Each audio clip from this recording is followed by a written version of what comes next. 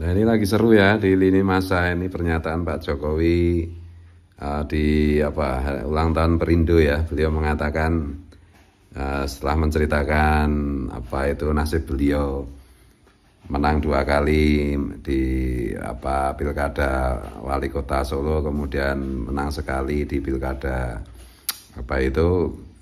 gubernur DKI, kemudian 2 kali menang di pilpres, kemudian dilanjutkan oleh Pak Jokowi.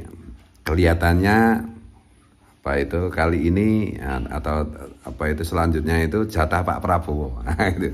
Kemudian juga wartawan menanyakan mengenai hal tersebut kepada Pak Jokowi, dan Pak Jokowi mengatakan ya diartikan sinyal ya boleh, tapi kan saya ngomong juga nggak apa-apa itu. Setelah ini jatah Pak Prabowo. Saat itu Pak Jokowi ketika ditanyakan mempersilahkan pernyataannya itu diartikan sebagai sebuah sinyal dukungan ke Pak Prabowo Subianto, juga boleh enggak ya boleh kan itu. Ya, ini menarik karena kan semua orang kan selama ini kan selalu punya persepsi bahwa Pak Jokowi itu pasti mendukung Pak Ganjar ya gitu. Nah, tiba-tiba membuat pernyataan yang setelah ini jatah Pak Prabowo. Dan ya apakah Pak Jokowi benar-benar nanti mengendorse Pak Prabowo ya belum tentu juga. Meskipun dinamikanya itu kalau survei terakhir di beberapa lembaga survei itu, misalnya Indo Strategis, elektabilitas Prabowo 31,8% di atas Ganjar Anies misalnya. Tapi kan dinamikanya masih akan terus berlangsung karena pilpresnya juga masih lama, pendaftaran capres juga masih lama kan, masih setahun lebih kan. Tapi bagi saya itu menarik gitu. Apakah Pak Prabowo itu mendukung Pak Ganjar atau mendukung apakah Pak Jokowi itu mendukung Pak Ganjar atau Pak Jokowi itu mendukung Pak Prabowo? Bagi saya ya sama saja gitu. Sama itu artinya ya memang ideologi Pak Jokowi kan memang nasionalis gitu ya. Meskipun beliau itu seorang santri yang baik, Islamnya juga baik itu menurut kesaksian banyak orang gitu. Tapi kan tetap saja basis utamanya itu nasionalisme, dan oleh karena itu ya wajar kalau mendukung Pak Jokowi itu mendukung Pak Ganjar atau mendukung Pak Prabowo gitu ya. Dan tapi kalau mendukung Pak Anies kelihatannya enggak lah. Kelihatannya enggak itu. Kayaknya enggak mungkin lah itu seandainya. Dan ya kalau Pak Jokowi mendukung Pak Prabowo ya pantas, karena dulu waktu pilkada DKI itu kan sebenarnya Bu Mega juga agak ragu kan untuk mencalonkan Pak Jokowi sebagai calon gubernur DKI. Kemudian Pak Prabowo lah yang meyakinkan Bu Mega, yang mengendorse Pak Jokowi untuk dijadikan calon gubernur DKI, dan ternyata kan menang. Dan dari situ kan menjadi adegan yang paling krusial untuk babak berikutnya, yaitu Pak Jokowi menjadi presiden kita kan itu. Nah, berangkatnya kan dari Pilgub DKI itu. Dan juga Anies itu dan juga yang mengendorse kan juga Pak Prabowo. Anies juga pernah bilang katanya kalau Pak Prabowo maju pilpres dia nggak mau maju katanya. Tapi ternyata kan nggak juga. Pak Prabowo-nya itu maju, tuh Anies tetap maju, ya itulah politik. Dan yang berikutnya lagi ya seperti dugaan saya itu, jadi nanti tetap aja itu posisinya ya tetap, kecuali kalau kalau ada manuver dari PKS ya gabung ke Gerindra dan ke PKB ya. Kalau enggak ya seperti yang saya itu tadi. Jadi mungkin desain politiknya itu akan menjadi nasionalis, religius versus Islamis kota itu. Kalau dibilang garis keras juga nanti marah, dibilang radikal juga marah. Jadi Anies yang didukung oleh kelompok yang keras-keras itu dengan Nasdem dan Demokrat serta PKS gitu. Kalau deal gitu, kelihatannya juga susah deal gitu.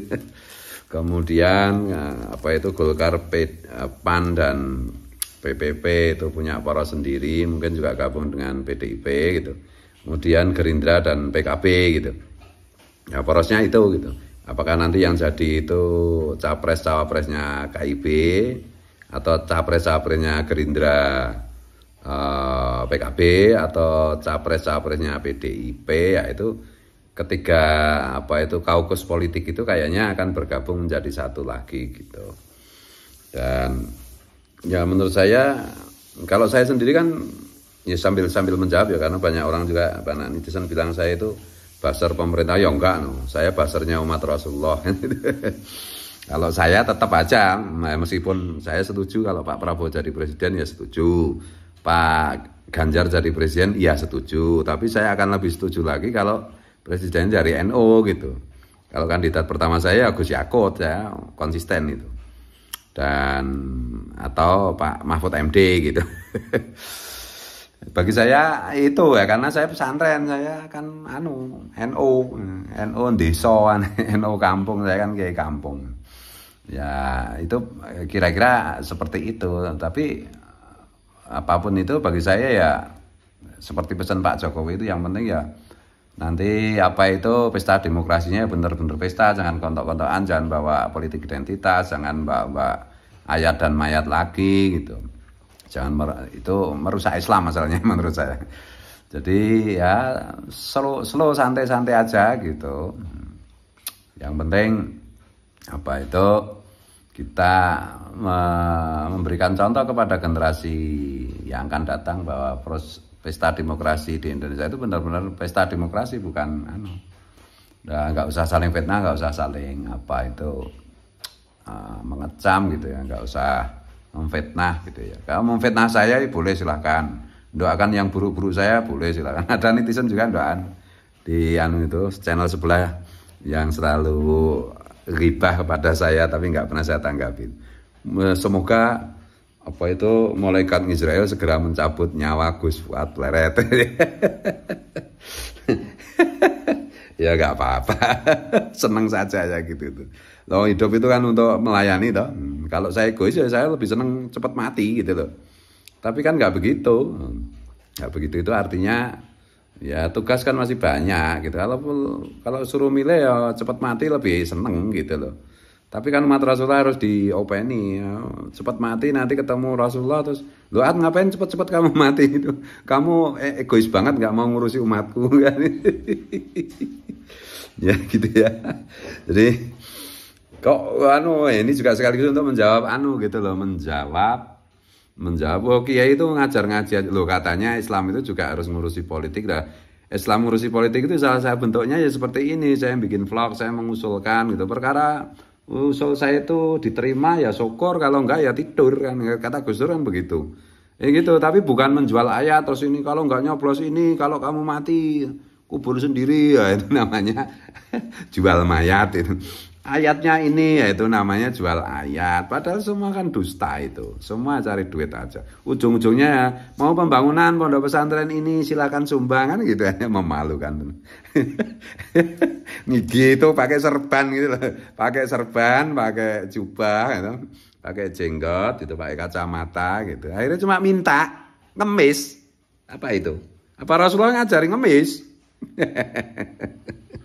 Ya lebih baik gundul kayak saya itu, nggak pernah ngemis, nggak pernah minta. Coba cek ya, apakah pondok saya itu menerima dana dari pemerintah, cek aja gitu. Kalau bisa menemukan, tak bayar 100 juta. Apakah saya dengan ngevlog ini dapat duit dari pemerintah, dari buzzer macam-macam? Kalau bisa menemukan aliran dana masuk ke pondok saya, tak bayar 100 juta. Ya gitu ya. Jadi ini intermezzo aja.